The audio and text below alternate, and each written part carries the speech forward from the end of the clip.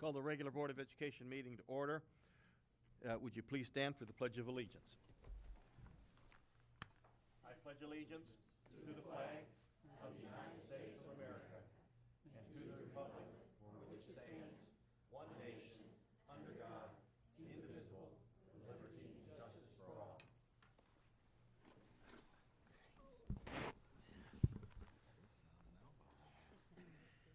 Do I have a motion to adopt the agenda as presented? Make the motion. I'll second it. Motion by Mr. Schultz, second by Mr. Anderson. All those in favor by a show of hands. So moved.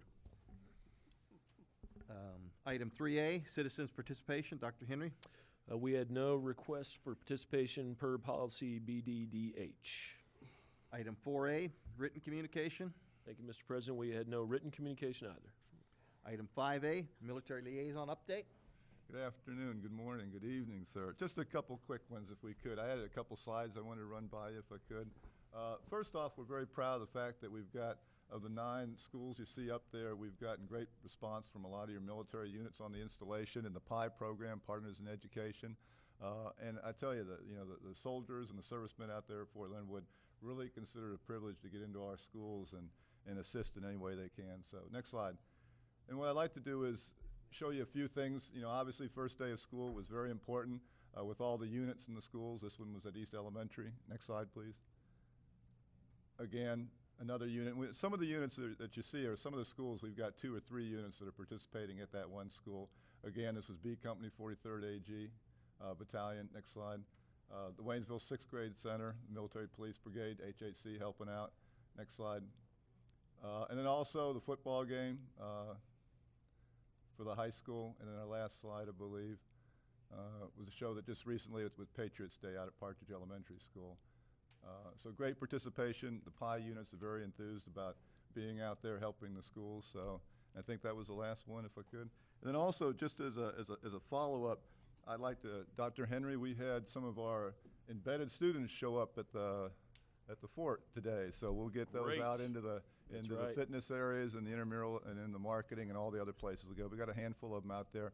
And again, we just appreciate the opportunity to work with you and take care of these students out there that want to get that real life experience. So, Well, thank you. We appreciate the partnership. In fact, during our AP presentation last Friday, we had Lieutenant Colonel Caruso, Command Sergeant Major Ward show up to recognize the kids. It was a great evening. So appreciate all the partnership and the work that you provide for us here. so or Mr. help you President, provide that's for. all we had, but thank you. I just would like to reiterate what Dr. Henry has said in regard to the relationship that we have with Fort Leonard Wood and the opportunities that you can provide to our students to allow them to have these experiences that are real life, that can translate to jobs for them in the future. And we are proud to have you as a partner with us as a district, and look forward to everything that you guys can do out there for us. And I appreciate that, and I'll take that message back. Thank you, sir. Item 5B, district announcements. Dr. Henry. Thank you, Dr. Fulmer. First of all, I see the Freedom crew is here, so we want to recognize you and thank you very much for attendance tonight. We recognize Freedom Elementary. Want to thank each and every one of you for all you do for all of our students, grades 3 through 5, and I look forward to hearing the wonderful things we will hear tonight in our Spotlight on Education. So thank you for being here. We appreciate that. Unfortunately, we were unable to host Military Appreciation Night. Mother Nature frowned upon us again on Friday due to weather, so we will now have Military Appreciation this coming week. And we encourage everyone to come out, active duty soldiers, reserve, National Guard, retirees, everybody that had an affiliation with the military will get in free for the game. And it's just a great opportunity to recognize our military and all they do for us in our community, and the fact that 60% of our kids are students of military or uniformed military soldiers. So it's a great evening. Also, we weren't able to recognize our AP students. The NIMSY AP program took place Friday night anyway. We still had many students show up. We had to do a couple different venue changes and move inside to the 9th grade lecture hall, but we gave away $12,500 worth of checks to students who had gotten a 3 or better on their AP exam, which places us at the top of NIMSY's AP program across the country. Our qualifying scores on AP have risen over 200% in the last 2 years, and we really appreciate the partnership with Department of Defense and NIMSY, and also the hard work our teachers have done and our students have done in that program. It's just been fantastic. 89 students received checks this last week. So. And so did my daughter, and she didn't give the money to me. I told her that she owed me, but she didn't do it anyway, probably buying shoes. The Waynesville School District has received national attention lately. First, we've been part of the Association of Defense Communities newsletter. In addition, we were also featured, or will be featured in a report through the Lexington Institute for educating military students. We're one of 5 installations in the country that were chosen for that, and we had a representative from Washington, D.C. here about 2 weeks ago that came and visited many of the schools. He was extremely impressed with all the work that our people were doing, and be very excited to receive that white paper when it comes out. Homecoming will be Friday, October the 7th, and the theme is There's No Place Like Homecoming. Take off the Wizard of Oz. The parade begins at 2. The chamber begins serving free hot dogs at 4:30, and pregame activities begin at 6:25. Schools will dismiss early that day so that everyone may participate in homecoming activities. And finally, our school calendar on the district's website now includes the district's athletic events. So when you go onto the calendar tab, you actually have everything going on there. So it's a big old calendar. So thank you, Mr. President. Thank you. Item 6A, bid recommendations. Dr. Berger. Just a couple very routine items this month, Mr. President. Right here. Item 6B.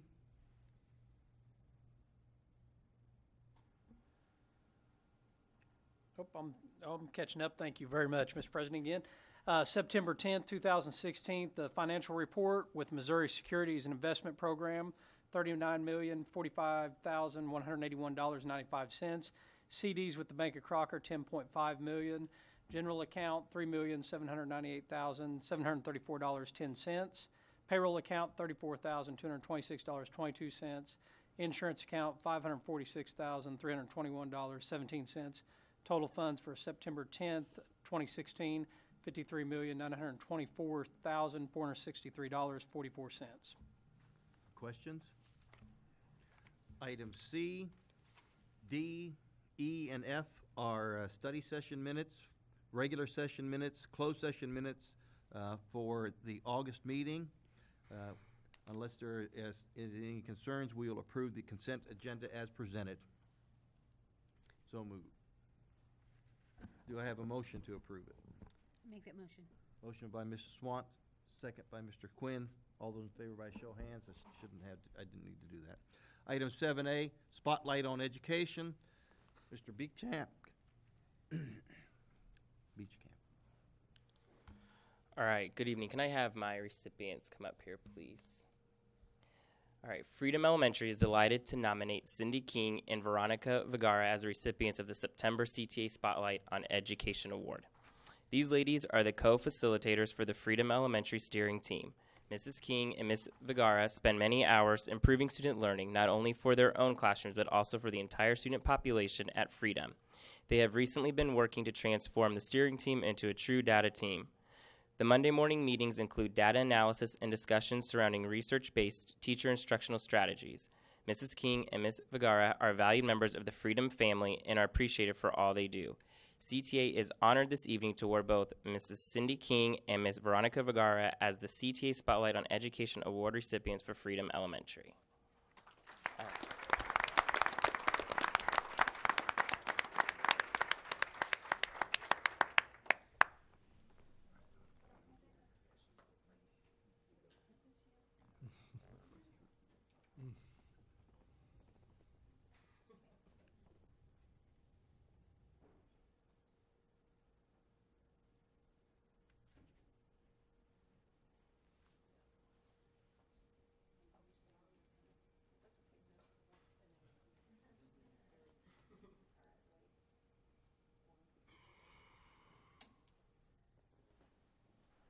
Thank you.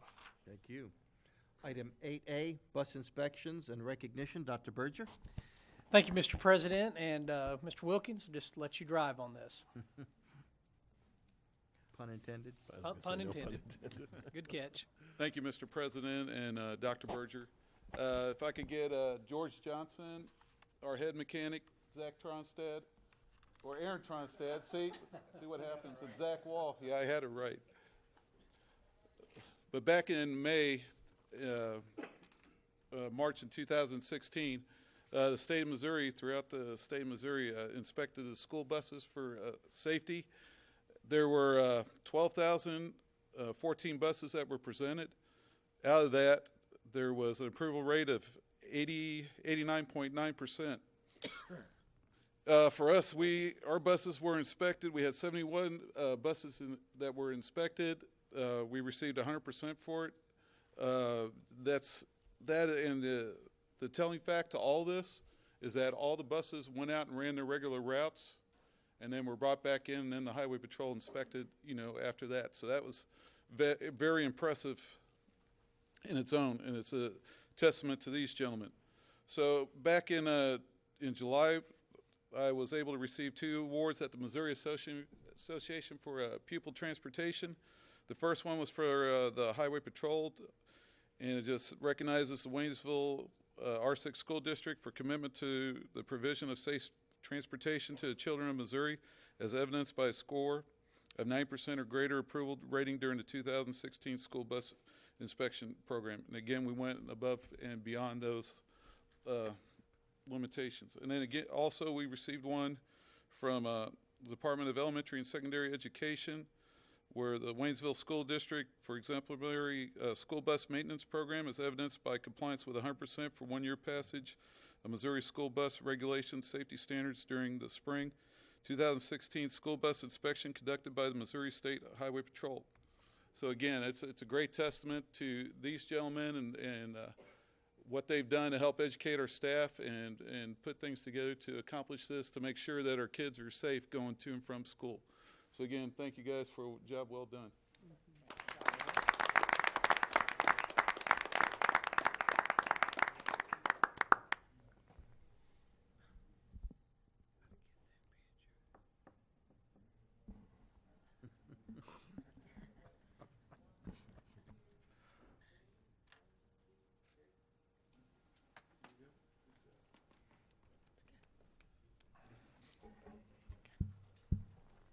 Okay.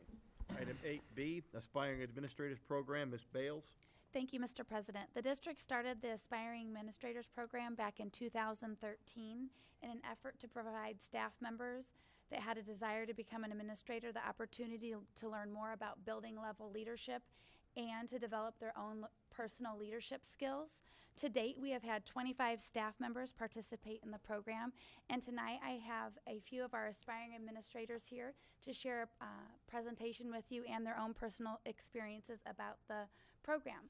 It is my pleasure to introduce Ruth Ann Justice, Travis Bohr, Susie Schultz, Darlene Starner, Krista Wilson Vermillion, Tammy Hedrick, and Sarah Seibert. Good evening. Do I do it or do they? Oh, I don't know. Okay.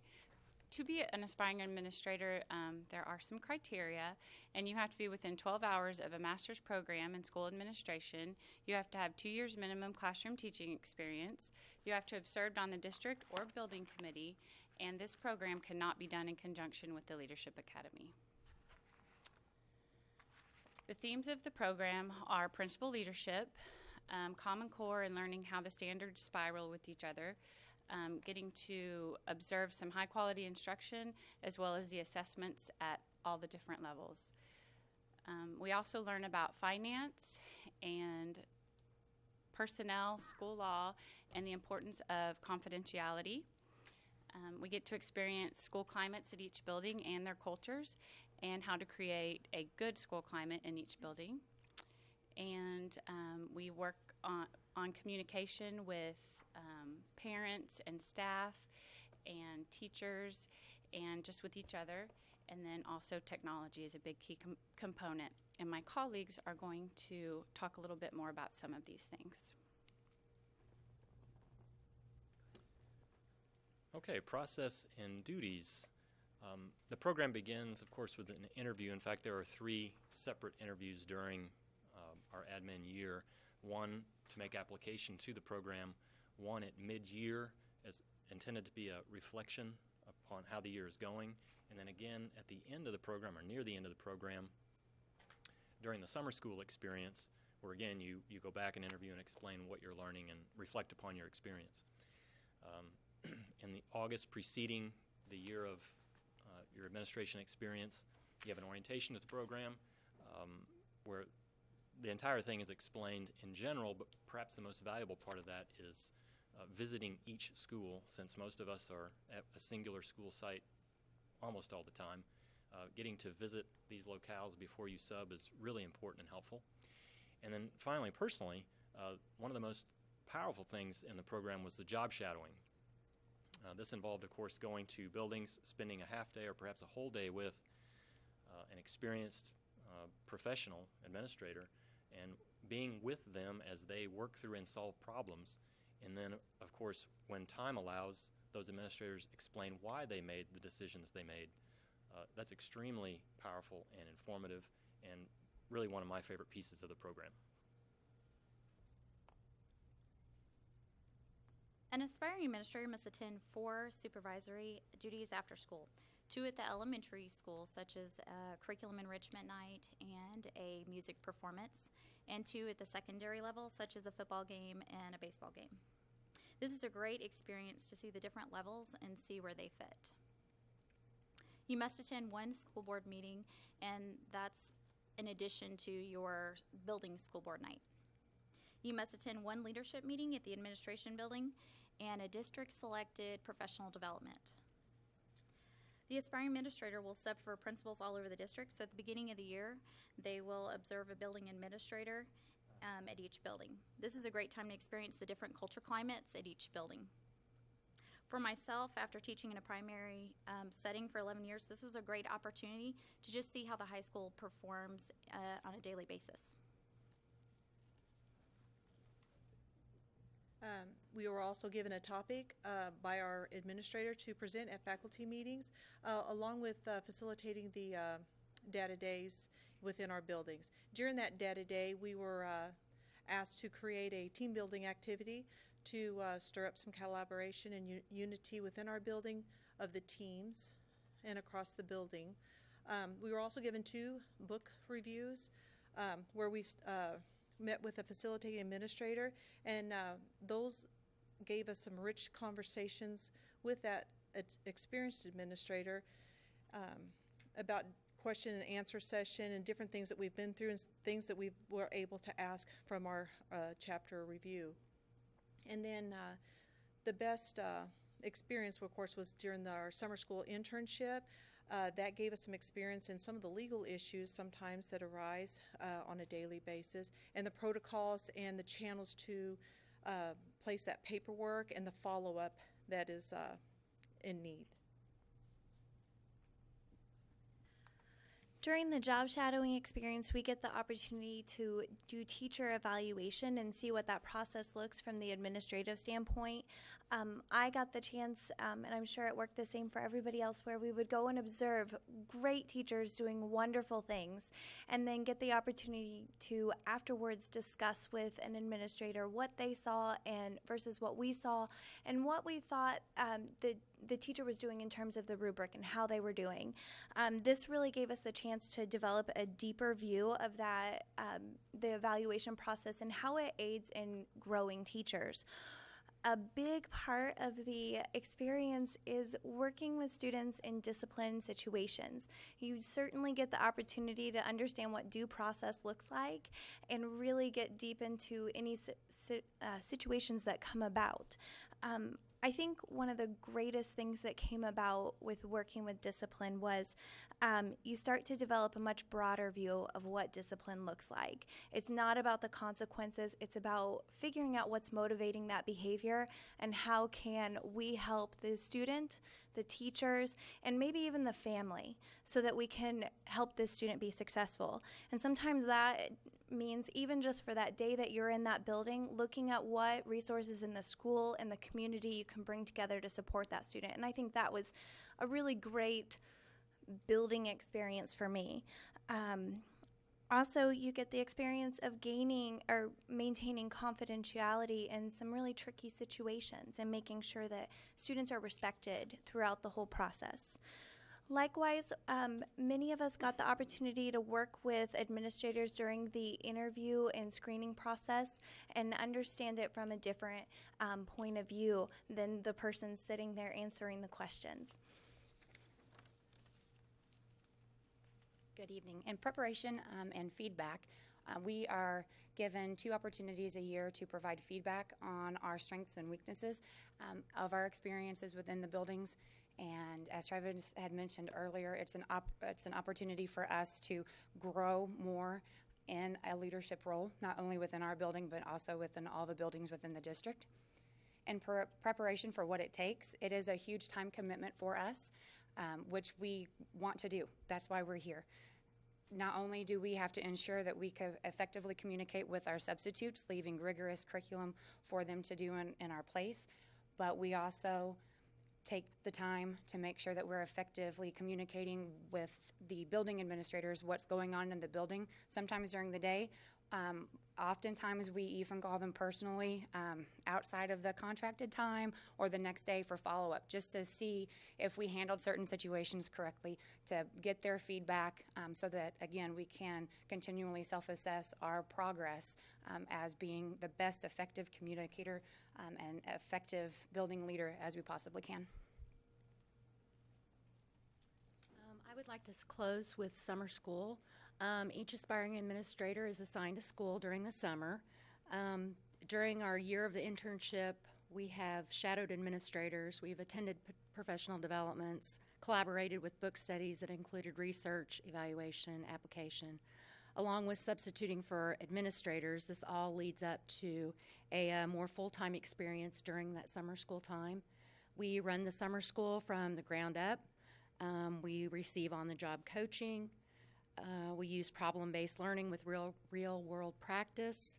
And doing this for 4 weeks during summer school allows us to kind of examine our motivation of why we want to become a principal. Thank you. Thank you, aspiring administrators. We'd be happy to answer any questions the board might have at this time. Well, I'd like to make a comment.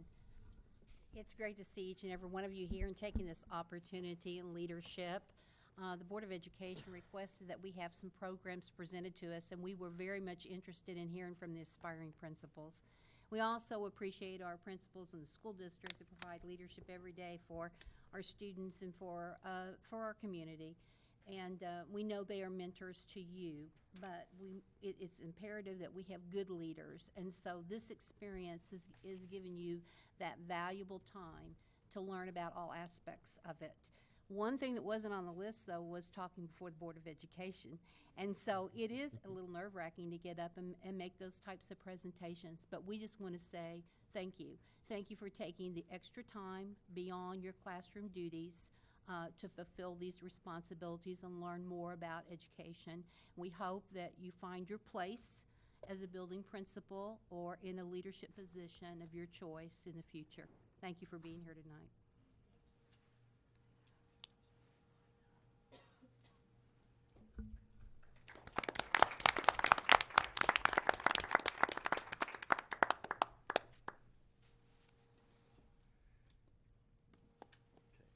Item 8C, proposed job description revision, first reading. Ms. Bales? Thank you, Mr. President. The following attached revised job description is presented for your review as first reading. 4.13.2 for food service / maintenance specialist. The administration will request approval at the regular October meeting. If you have any questions, please direct those to Ms. Bales prior to next month. Item 8D, proposed update to the Support Our Students Handbook, first reading. Ms. Bales? Thank you, Mr. President. The attached proposed updated Support Our Students Handbook is presented for the board's review as a first reading. The administration will request approval at the regular October meeting. Thank you. Again, this is first reading, so if you have any questions or concerns, please present those to Ms. Bales prior to the next meeting. Item 8E, enrollment update. Dr. Henry?